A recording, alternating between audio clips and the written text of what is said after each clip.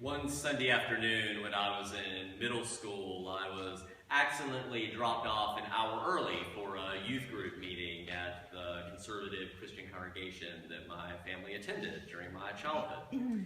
So as I wandered through the halls with an hour to kill, it occurred to me that I could spend the time looking through the church library. Here you'll see the indications of my future as a religion nerd began to display themselves early on. But as I scanned the shelves, one book in particular stood out to me. It said, "The Catholic Bible." And I think it stood out to me because I just thought, isn't the Bible the Bible? What's a Catholic Bible? How is that different than a Southern Baptist Bible or whatever? And it could have been the case that when I pulled that book off the shelf, it might have just been a Catholic Bible in the sense of the annotations, the notes at the bottom being from Roman Catholic interpreters as opposed to Protestant interpreters or whomever. But as I opened to the table of contents, I soon saw that the differences were more profound. I think I probably mispronounced it at that time. It's like the Apocrypha. It's actually the Apocrypha, right? In the South, we like to put the emphasis on the first syllable, right? Pecan, concrete, anyway.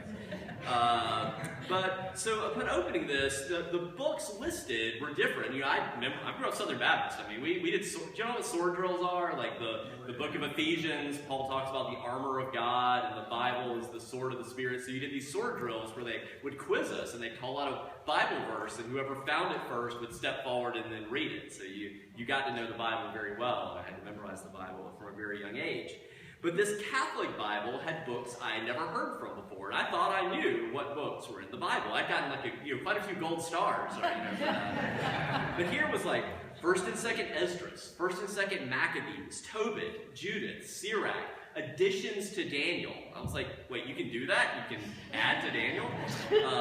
Book stories like the Song of the Three Children that I'd never heard before, the story of Susanna, or the very intriguingly titled Bel and the Dragon.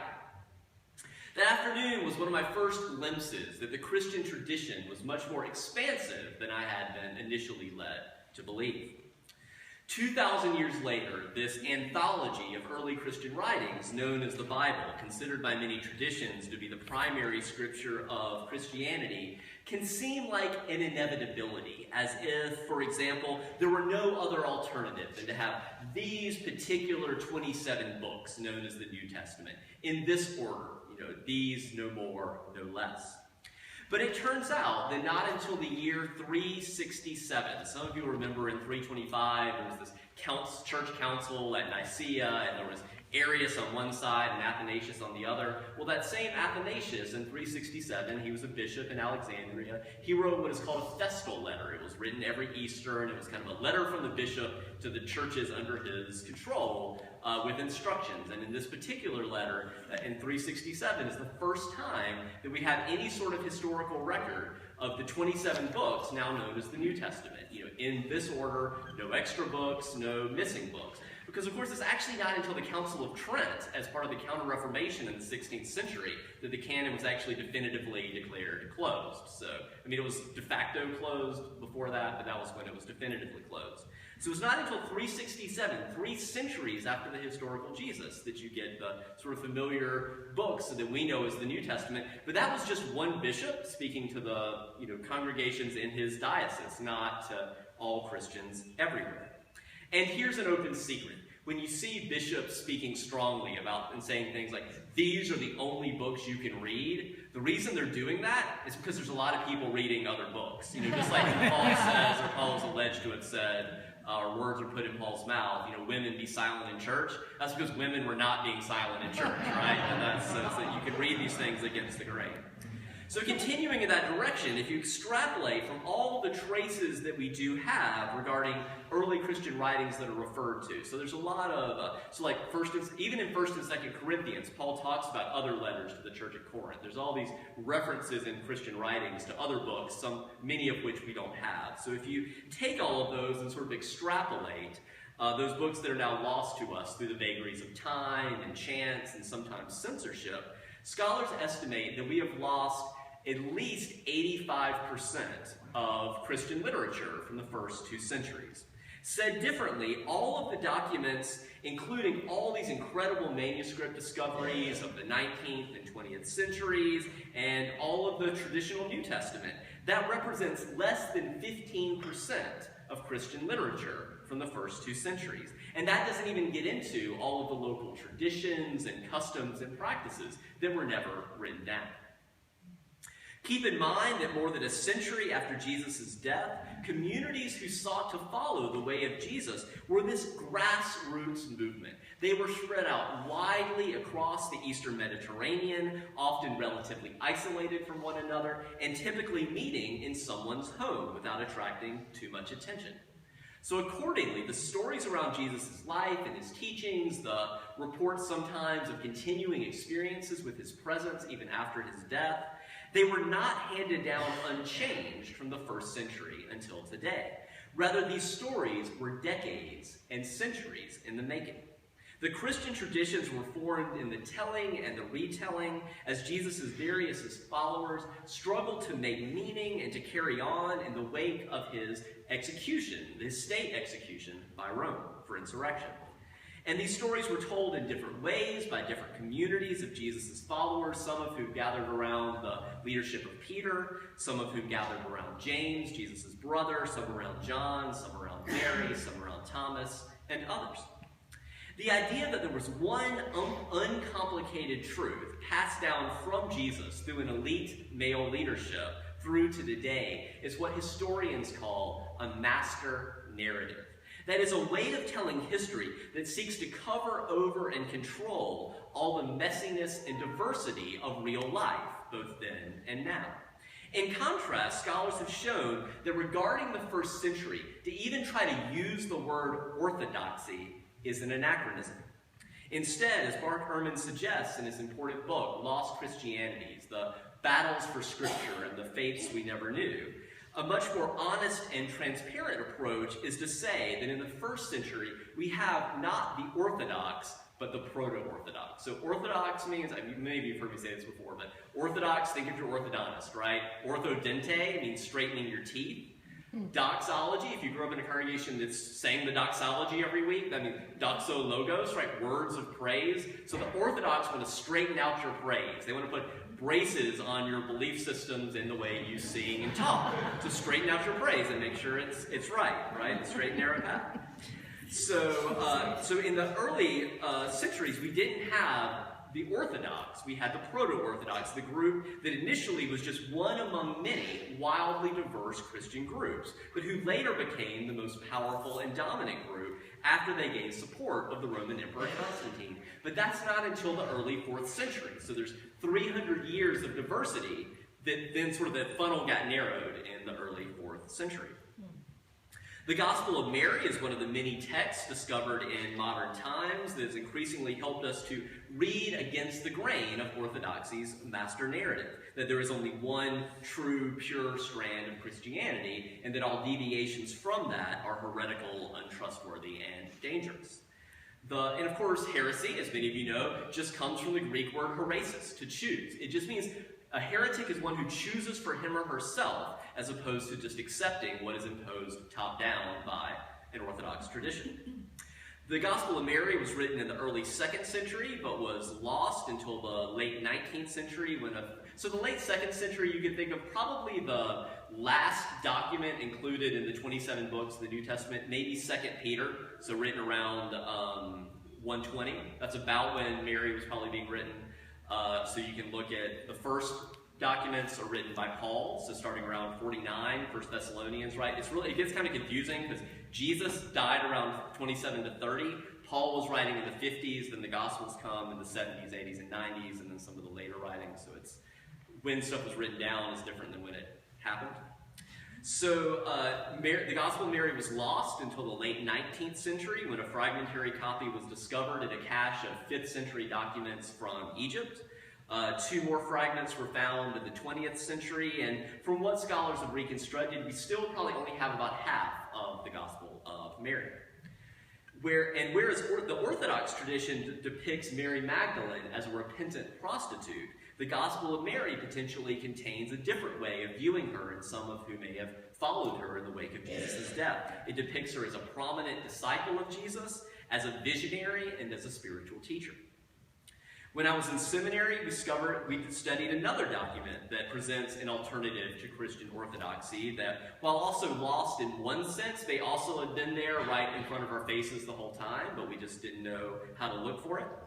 After taking an introductory course in Greek, the language in which the New Testament was written, so again, brief sidebar, so it's in Greek. Jesus spoke Aramaic, but the reason the Gospels were written in Greek is because this guy called Alexander the Great conquered the world in around 333 BCE, so 300 years before Jesus. So Constantine, 300 years after Jesus, kind of moving to the end of the Roman Empire.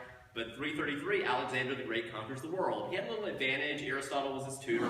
That helped him get ahead in life.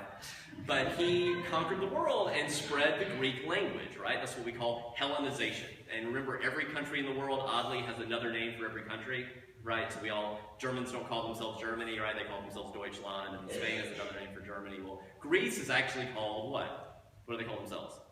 Hellas, right? That's where we get Hellenization, right? So that's the reason the Gospels were written in Greek, is then you had Attic Greek, but then became Koine Greek, this common Greek, this Greek for the people that spread as this common language. So that's why the Gospels were written in Greek.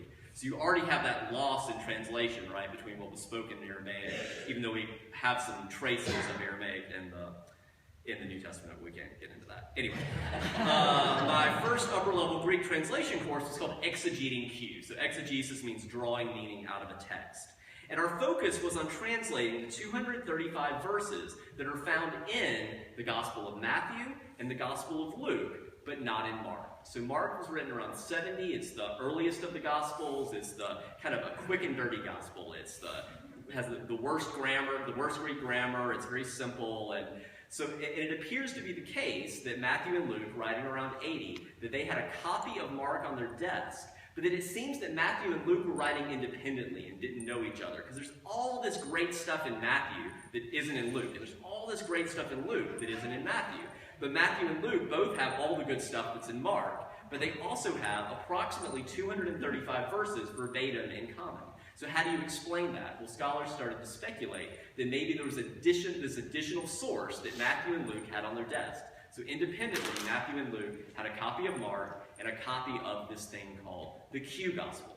Why Q? Because Germans came up with it in the 19th century as a hypothetical source, and it's from the German word Quelle, Quelle, which means source. It was shortened to Q.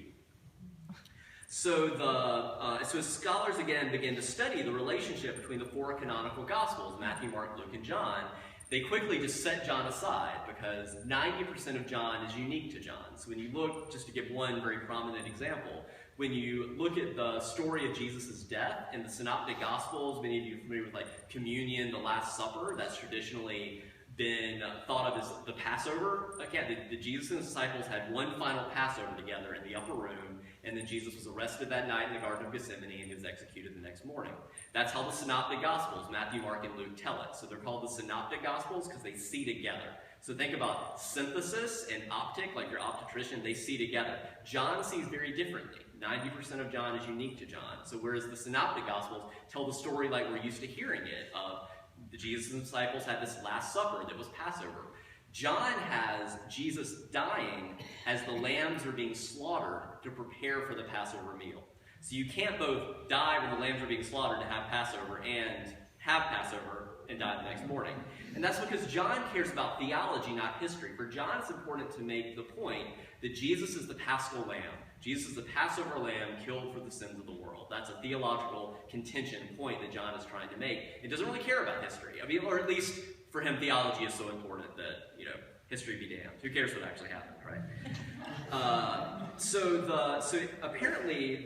Germans came up again with this saying source, the Gospel of Q. But here's where it gets really interesting. Those 235 verses that might have been this independently circulating gospel that Matthew and Luke had on their desk, they're almost entirely Jesus' sayings and teachings. There's nothing in this hypothetical Q gospel about Jesus' death or his resurrection, but one of the strongest arguments from the 19th century till about the mid-20th century against the existence of the Q gospel is that early Christians, people would say, oh, Christians would never have isolated Jesus' teachings and sayings without having this narrative about the death and resurrection, because the death and resurrection is the really important part. That's the essential part. But it turns out that perhaps it just seemed essential because we were so accustomed, starting in the 4th century through about the 18th century when the Enlightenment began to be infused into biblical scholarship, the master narrative had been so dominant, this one way of telling the Christian story, that people just couldn't imagine the sayings of Jesus circulating independently of his death and resurrection. But there have always been traces of an alternative account. For example, the book of James. That's in those 27 books of the New Testament. In a hotel room in every hotel room dresser in America. The book of James in the New Testament, right? But James has long been viewed as really strange. It's attributed to James, the brother of Jesus, who would have led sort of the Jerusalem Christians in the wake of Jesus' death. It was thought really strange because James doesn't talk a lot about Jesus. There's no narrative, there's no death and resurrection. It's just wisdom sayings. If you go home and read through the book of James, it's pretty good stuff, actually. But it turns out that the genre of the Q gospel, a sayings gospel, just a document with just Jesus' teachings, without his death and resurrection, it may actually have been much more prominent in early Christianity than initially thought. The huge turning point came in 1945, when an incredible collection of manuscripts was discovered at Nag Hammadi, Egypt. Suddenly, we had copies of early Christian documents that we thought were lost forever or didn't even know existed in the first place. So in a way not previously possible, we were able to read what diverse, non-Orthodox Christians said about themselves. Because what we used to have is just what church fathers like Irenaeus said in books like Against Heresies, right? It says it right there in the title. He's against this thing he's writing about. So we used to only have this sort of secondhand, not very charitable, cherry-picked excerpts of these Gospels, but now all of a sudden we had Nag Hammadi, we had the texts themselves, and we could read how these groups spoke about themselves for themselves, as opposed to how other people that didn't like them spoke about them. Perhaps most significant among the Nag Hammadi library was the Gospel of Thomas, and while Thomas is not Q, it is the same genre that the Q gospel was hypothesized to be. So we still don't have Q, but all of a sudden, people used to say, not only does Q not exist, but early Christians didn't do that. All of a sudden we had Thomas, and that's exactly the genre that Thomas was. So it strengthens the case that Q may have existed and been on the desks of Matthew and Luke, as well as Mark, when they were writing the respective gospels. And we now know for certain that early Christians who used Thomas were interested, and who coalesced around the leadership of Thomas, were interested in a version of the Jesus tradition, because Thomas, like Q, has no birth stories, no miracles, no passion accounts, no resurrection. It's just teachings and sayings. From the perspective of Unitarian Universalism, our forebears have for centuries put the emphasis not on believing creeds, not on believing things about Jesus' person, his death, his resurrection, his miracles, but instead on the contemporary relevance of his ethics, of his life as his teachings. As the saying goes, we believe in deeds, not creeds, and that we don't have to believe alike to love alike. But perhaps the most fascinating parallel from UU history is that our Unitarian forebear, Thomas Jefferson, really only loosely a Unitarian, but I don't have time to go there. Thomas Jefferson, around 150 years before the Gospel of Thomas was discovered, and really a few decades before Q, sort of that scholarship gained currency, made a sayings gospel, made his own sayings gospel for his, not claiming that it was historical, just saying, this is what my spirituality calls for. So he took the Bible and he cut it up and he cut out all the miracle stuff and the stuff that to him didn't stand up to reason, and had a list just of Jesus' wisdom sayings. And you can see that today in the Smithsonian. To give you just a taste of the Gospel of Thomas, one of my favorite passages, is such a powerful contrast to the Gospel of John, which again was the last to be written of the canonical Gospels, and it's by far the most sort of spiritual, and has Jesus pointing to himself, so all those sayings like, I am the way, the truth, and the life, I am the vine, you are the branches, I am the gate, I am the door, like all of these sort of lifting himself up, all of that's actually just in John. So as opposed to the Synoptic Gospels, where Jesus is mostly not pointing towards himself, but away from himself and saying, follow me in building the kingdom of God, what Dr. King called the beloved community. So consider in contrast this verse from Thomas, in which Jesus says, so again, in Mark, we have Jesus saying, who do you say that I am? And like, oh, you're the Messiah, the Son of the living God. And then they tell the second half of, that's the turning point in Mark 8. And the second half of Mark is the Passion narratives. But Thomas says something very different. Jesus says, I am not your master. Because you have drunk for yourself, you have become intoxicated with the bubbling spring that I have tended. In other words, Jesus is saying, it's not about me, it's about learning from what I did to do likewise. So don't just secondhand memorize what I've had to say. He's like, no, experience firsthand for yourself the sacred and live out of that. That's the sort of Gnostic teaching. So just like we have a silent K before our word knowledge, right? We have knowledge in English. Gnostic is G-N, so the Greek word gnosis, which we hear as an N but has a G in front. The Gnostics believed in these sort of spiritual teachings that were underneath. So you're looking at your spiritual life, looking inside for the truth. Cultivate your own direct firsthand experiences of the sacred. So Bart Ehrman, in his book Lost Christianities, not Lost Christianity, right? Lost Christianities, plural, reflects poignantly on what it can feel like. So he grew up he didn't grow up an evangelical Christian, but converted to one in college and late high school. So he says, as someone who got deeply into that world, then as he began to discover these lost Christianities, what does that feel like to immerse yourselves in these non-canonical texts? And he writes that many feel a sense of loss upon realizing just how many perspectives, once endorsed by well-meaning, intelligent, sincere believers, came to be abandoned, destroyed, or forgotten, as were the texts that these believers produced, read, and revered. But with that feeling of loss comes the joy of discovery, when some of these texts and the lost Christianities they embody are recovered and restored to us. For our own religious histories encompass not only the forms of belief and practice that emerged victorious from the conflicts of the 4th century, but also those from the 1st and 2nd and 3rd centuries and beyond that were eventually, for the most part, overcome, suppressed, and in some cases, lost. In that spirit, our Unitarian Universalist tradition draws from 6 diverse sources, from the world's religions to humanism and science, all of which we view as equally important. But because our Unitarian and our Universalist strands, those 2 streams that eventually merged in 1961 to form Unitarian Universalism, both of those in their origins were liberal Christian movements. So because of that, we have not only a 3rd source, which generally references that we seek to draw from all the world's religions, we also have the 4th of our 6 sources, explicitly names that we value the Jewish and Christian teachings, naming explicitly that is our heritage. Today we have, especially through the early 20th century, today we have the freedom to draw wisdom from the Orthodox Christian canon of Scripture, while also letting go of those parts that are now obsolete or oppressive. But we also have the freedom to explore the full diversity of Christian writings, the Q Gospel, the Gospel of Thomas, of Mary, of Philip, and others, as well as to seek wisdom in the writings of Christians and Jews throughout the full sweep of Christian history until today. There's been this sort of fetishization throughout Christian history, and C. Raven read some about this in our spoken meditation, of this one thin little slice of Christian history when there's so much more in the 2,000 plus years. Along these lines, contrary to popular opinion, and despite some admittedly terrible passages in the Apostle Paul, which may not actually correspond with what the historical Paul himself actually wrote, some of them were put into his mouth later, there's some incredibly moving and relevant passages in Paul's letters, for example. But I'm also convinced, again, that much harm has been done with far too much emphasis on this one little sliver and subset of Christian writings.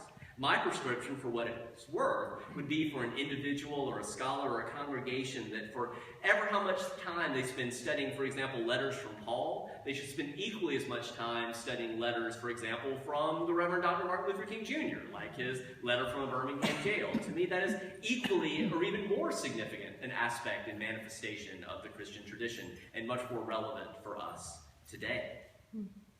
For now, I will give the last words to the historical Jesus scholar Stephen Patterson from his new book, The Lost Way. That's a good kind of accessible entry point if you're interested in learning more about Q and about Thomas. Patterson writes in The Lost Way that Christianity was and is many things. There was much ado about Jesus' death for sure, and he was a martyr. But before all of that, Jesus was saying and doing things that moved people. He was a sage and a prophet, and in both Q and the Gospel of Thomas, we recover something of that original modality of Jesus, which was wisdom. That is the lost way, and these lost Gospels are changing the way we tell the story of how Christianity began. May it be so. As we move to our closing hymn and you continue to reflect on these matters, our hymn will be 1008, When Our Heart is in a Holy Place. It makes me think, some of you may have read or have heard of the historical Jesus scholar Marcus Borg. He actually died recently.